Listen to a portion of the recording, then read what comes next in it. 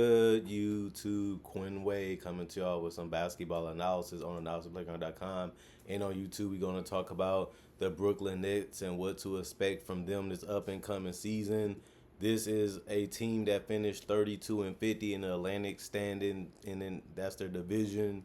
And they was only second to the Raptors, who finished beneath them for the last spot in the division. They both finished as one of the worst teams in the entire NBA.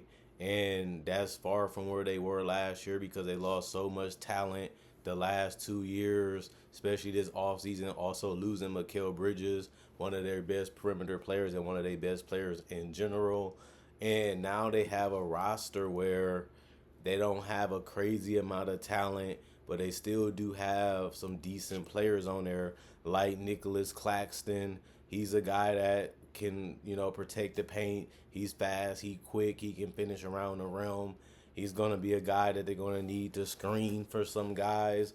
But then you kind of wonder, is the Nets really trying to win games, or is they gonna be trying to get a high lottery pick to pair with a guy like Benjamin Simmons, who has been a guy that has been going through a lot of scrutiny, and he's been getting covered as a guy that has been overrated or wasted potential. I think Ben Simmons can be in the most improved player category just based off the numbers he put up last year, and the numbers that he can potentially put up this year can be so drastically different that he can put himself back into one of the all-stars in the league. You don't really have to win a lot of games to be an all-star. You don't have to win a lot of games to be most improved player. But when you look at the numbers and you look at the fact that he's healthy and he's been cleared to be healthy coming October 1st, which ain't that far from now, it shows you that he can put in a little bit more practice, build a little bit more chemistry with his teammates, and build his confidence up. Ben Simmons can resurrect his career and become an all-star again, possibly.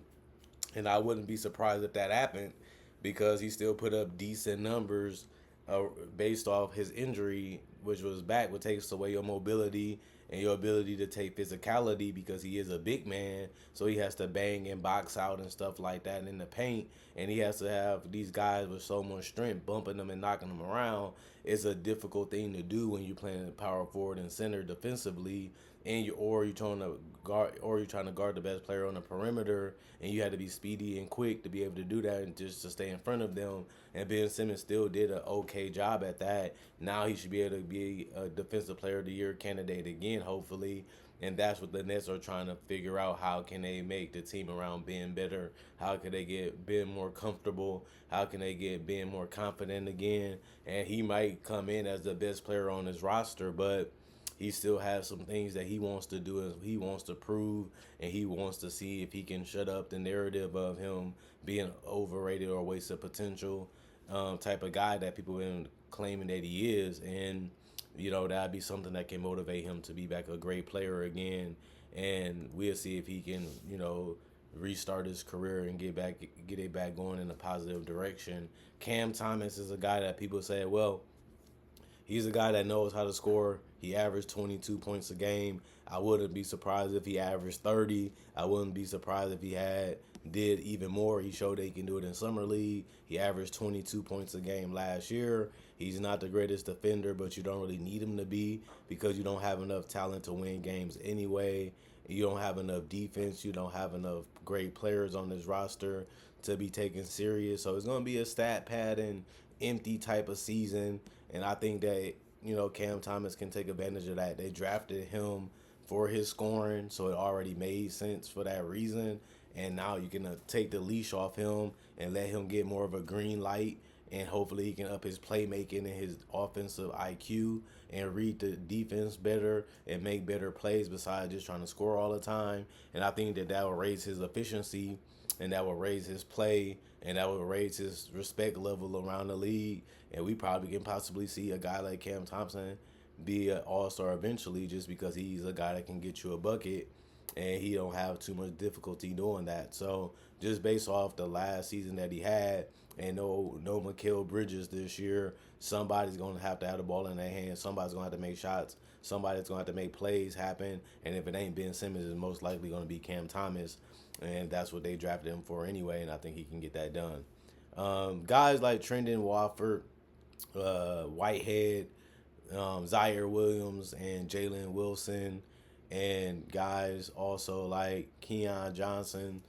Um, they and Killian Hayes. These are guys that are just trying out just to see what they bring to the table, what they can do, if they can contribute, if they style can mesh with the team that they have.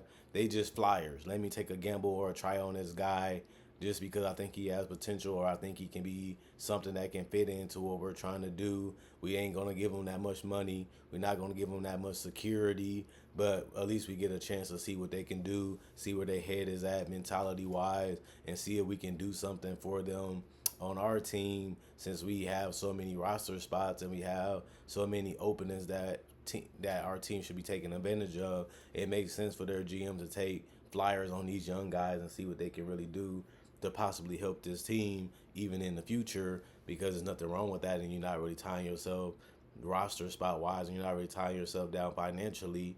And one of the guys that's going to be getting a lot of minutes too is Cameron Johnson. He's a guy that can really, really play. He can rebound. He can hit a mid range. He can hit a three. He can create his own shot. He can play off the ball. I have liked Cam Johnson for a long time, and I feel like he's going to really be having his best season possibly if he can stay healthy. I can see him getting into the 18, 19, close to 20 points a game when he gets more of an opportunity, and that's something that I definitely know that he can do because he already a guy that can give you double figures. Now he just need more shot attempts. Somebody got to score. Somebody got to help. Cam Thomas and Ben Simmons, offensively. I think Cam Johnson should be able to do that. Um, Dorian Finney-Smith allows them to have a little defense and a guy that can knock down a three and a guy that's going to get out in transition. He's not going to get in the way. He's not going to do too much. He's not going to do anything crazy. He's just going to fit a role that they need him to play.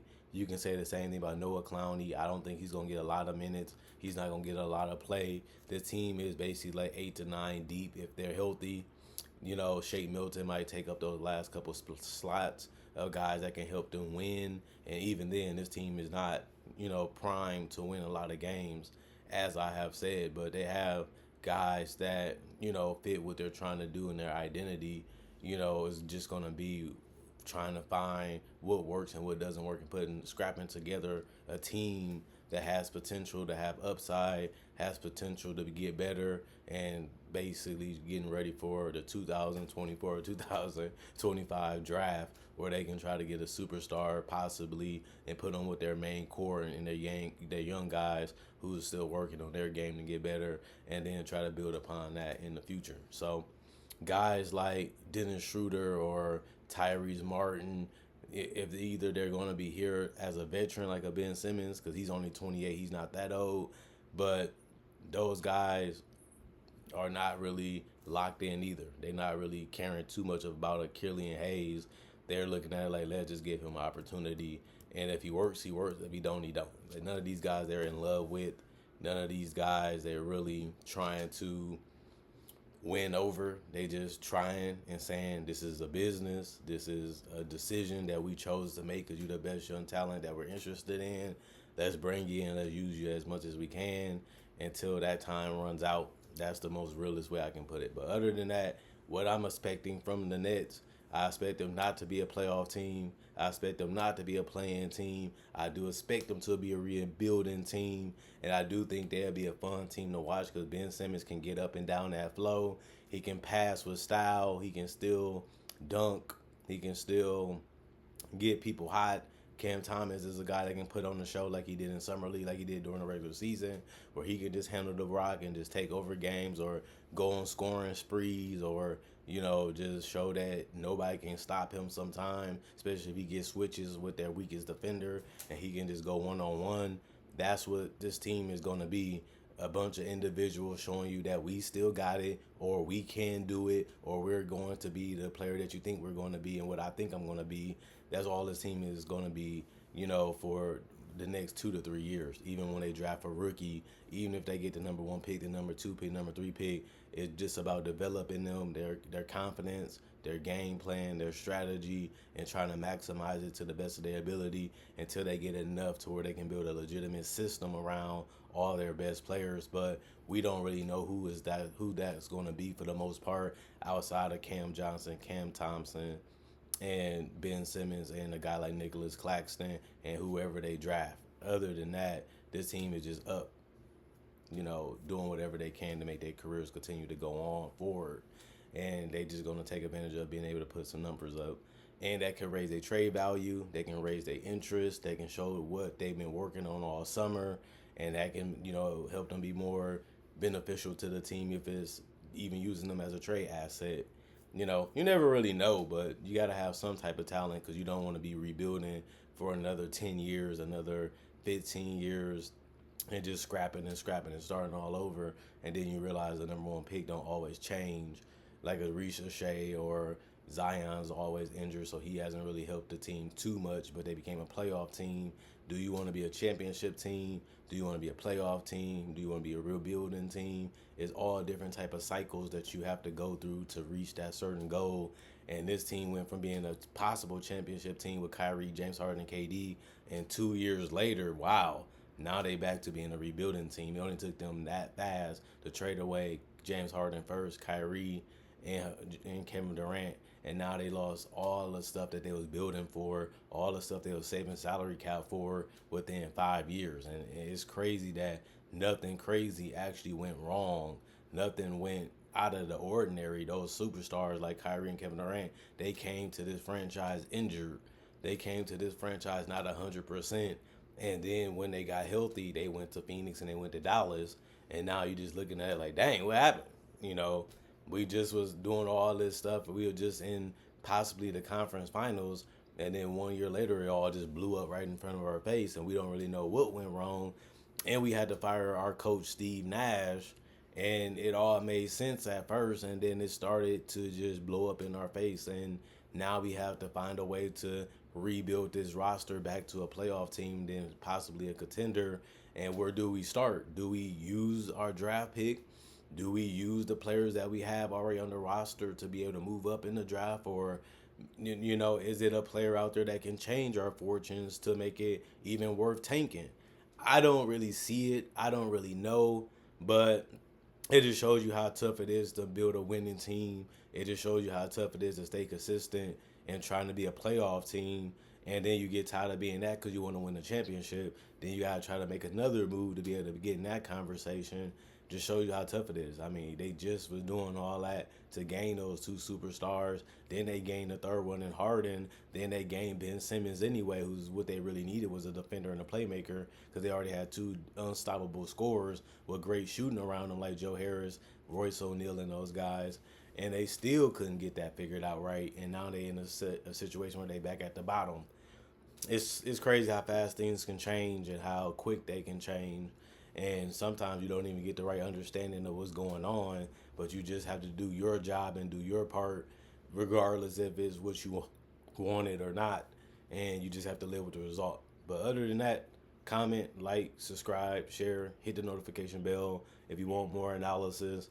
And on top of that, I do breakdowns, tributes, and other type of content on my channel. So check out my older videos, even if you're new to the channel, even if you ain't. It may be a video you missed. It might be a video you want to see. Make sure you check in my older videos too to see some content that you might enjoy in your free time. Other than that, I'm gone.